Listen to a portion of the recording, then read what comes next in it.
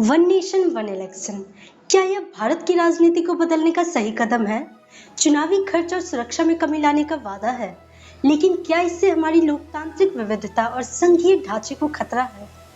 आइए इस महत्वपूर्ण मुद्दे के सभी पहलुओं को समझते हैं, इसके संभावित प्रभावों पर चर्चा करते हैं। नमस्कार, मैं सुमन कवजन आप सभी का स्वागत करती हूँ हमारे चैनल द क्वेस्ट पर। आज हम चर्चा करेंगे एक ऐसे विषय पर जो भारत के लोकतंत्र को एक नए युग का संकेत दे सकता है, one nation one election. Bharat के संसदीय लोकतंत्र में वन नेशन वन इलेक्शन का मुद्दा आजकल बहुत चर्चा में है। 1 सितंबर 2023 को सरकार ने इस पर विचार करने के लिए एक कमेटी बनाई, जिसमें रामनाथ कोविंद पूर्व राष्ट्रपति को प्रमुख बनाया गया। अब यह कमेटी अपनी रिपोर्ट राष्ट्रपति को सौंप चुकी है और कैबिनेट ने इसे मंजूरी भी दे दी है। इस मुद्दे पर विस्तार से चर्चा करना जरूरी है, क्योंकि इसके कई पहलू हैं जो देश की राजनीति और लोकतांत्रिक व्यवस्था को प्रभावित कर सकते हैं। आइए इस प्रस्ताव के मुख्य बिंदुओं को समझते हैं। वन नेशन वन इलेक्शन का मुख्य उद्देश्य यह है कि लोकसभा और राज्यसभाओं के चुनाव एक साथ कराए जाए।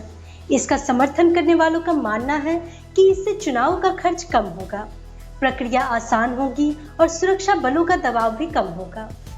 इससे नेताओं को चुनावी प्रचार करने में कम समय देना पड़ेगा और वे देश के विकास के कार्यों पर ज्यादा ध्यान दे पाएंगे। भारत में चुनाव पर भारी खर्च होता है।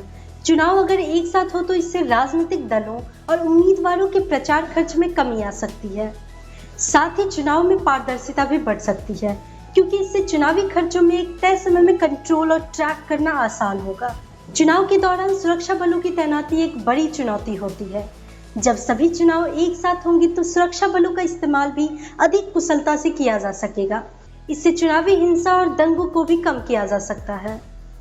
जैसा कि हम सभी देखते आ रहे हैं, चुनावी प्रचार में नेताओं का काफी समय और ऊर्जा खर्च होता है, जिससे विकास कार्य रुक सकते हैं। अगर चुनाव एक साथ होंगे तो नेताओं के पास विकास कार्यों पर फोकस करने के लिए ज्यादा समय होगा। वन नेशन वन इलेक्शन का कॉन्सेप्ट कोई नया नहीं है। भारत ने 1952 और 1957 में पहली बार एक साथ चुनाव कराने का प्रयोग किया था। तब लोकसभा और राज्यसभाओं के चुनाव साथ हुए थे, जिससे लोकतांत्रिक प्रक्रिया मजबूत हुई थी। लेकिन धीरे धीरे राज्यों की सरकारें गिरने लगी, जिससे अलग अलग चुनावी चक्र बनने लगे और यह प्रणाली टूट गई। भारत का लोकतंत्र समय के साथ विकसित हुआ है। चुनाव का वर्तमान ढांचा दर्शाता है कि लोकतंत्र में बदलाव की जगह हमेशा होती है। चुनाव के दौरान मुद्दे बदलते हैं, लोग अपनी प्राथमिकताएं तय करते हैं। एक साथ चुनाव कराने का विचार एक स्थिरता की ओर इशारा करता है, जो भारत के लोकतांत्रिक ढांचे के लिए जरूरी हो सकता है। भारत का लोकतंत्र संघीय है, मतलब राज्यों और केंद्र की अपनी अपनी सत्ता होती है। वे अपनी विधानसभाओं के प्रति जिम्मेदार होते हैं। वन नेशन वन इलेक्शन से राज्यों की स्वायत्तता और स्थानीय मुद्दों को नजरअंदाज करने का खतरा हो सकता है। भारत के हर राज्य के अपने अपने मुद्दे होते हैं। जैसे पंजाब में कृषि से जुड़े मुद्दे अहम हो सकते हैं, बिहार में बेरोजगारी और कल कारखाने बनवाने, जबकि यूपी में कानून व्यवस्था पर ज्यादा फोकस होता है। अगर सभी चुनाव एक साथ होंगे तो लोगों का फोकस सिर्फ राष्ट्रीय मुद्दों पर रह सकता है, जिससे स्थानीय मुद्दे पीछे छूट सकते हैं। हमारे देश में चुनाव का अलग अलग समय पर होना हमारे लोकतंत्र की विविधता को दर्शाता है। हमारी जनसंख्या, जाति, धर्म और संस्कृति में विविधता है, जो चुनाव प्रक्रिया में भी झलकती है। वन नेशन वन इलेक्शन से यह विविधता कमजोर हो सकती है। हमारे संविधान के मुताबिक सरकारें सामूहिक उत्तरदायित्व पर चलती है, मतलब अगर सरकार विश्वास मत खो देती है तो उसे इस्तीफा देना पड़ता है। लेकिन अगर चुनाव एक साथ हुए तो ऐसी स्थिति में सरकारें पूरे कार्यकाल के लिए बनी रह सकती है, भले ही उन्होंने विश्वास खो दिया हो। अगर चुनाव एक साथ होंगे तो सरकारों के बीच जवाबदेही कम हो सकती है। आज चुनाव के बीच सरकारों को उनके कामों के लिए जवाबदेह ठहराया जा सकता है, लेकिन एक साथ चुनाव होने से इसका असर खत्म हो सकता है। कई लोगों का मानना है कि one nation one election Bharat में राष्ट्रपति प्रणाली की ओर एक कदम हो सकता है।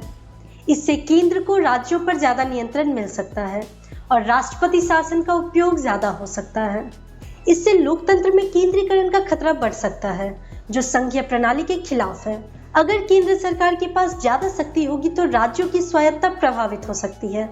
इससे राज्य अपनी अपनी नीतियों को लागू करने में मुश्किल महसूस कर सकते हैं और स्थानीय समस्याओं पर ध्यान देने में कमी आ सकती है। अगर हम इसे एक उदाहरण से समझें तो अमेरिका में भी राष्ट्रपति प्रणाली है। अमेरिका में राष्ट्रपति, केंद्र और राज्यों के चुनाव अलग अलग समय पर होते हैं, जिससे संघीय व्यवस्थाओं में चुनाव का समय स्थिर नहीं रहता। इससे यह समझ में आता है कि लोकतंत्र की मजबूती के लिए चुनावी विविधता और लचीलापन जरूरी है। वन नेशन वन इलेक्शन को लागू करने के लिए संविधान में बड़े बदलाव की जरूरत होगी।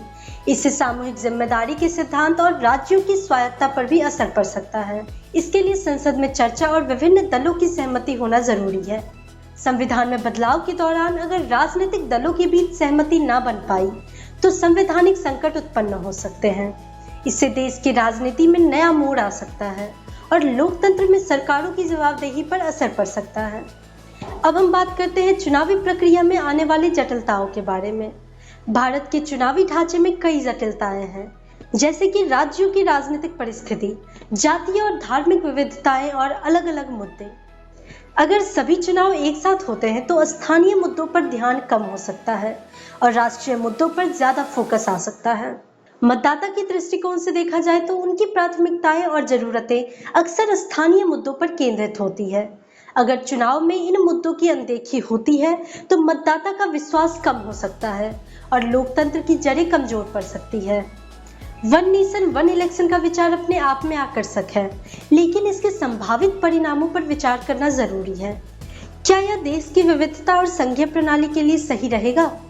अंत में यह कहा जा सकता है कि वन नेशन वन इलेक्शन का विचार अपनी जगह पर कई सकारात्मक बदलाव ला सकता है, जैसे चुनावी खर्चों में कमी, सुरक्षा व्यवस्था में सुधार और नेताओं को विकास कार्यों पर अधिक समय देने का अवसर।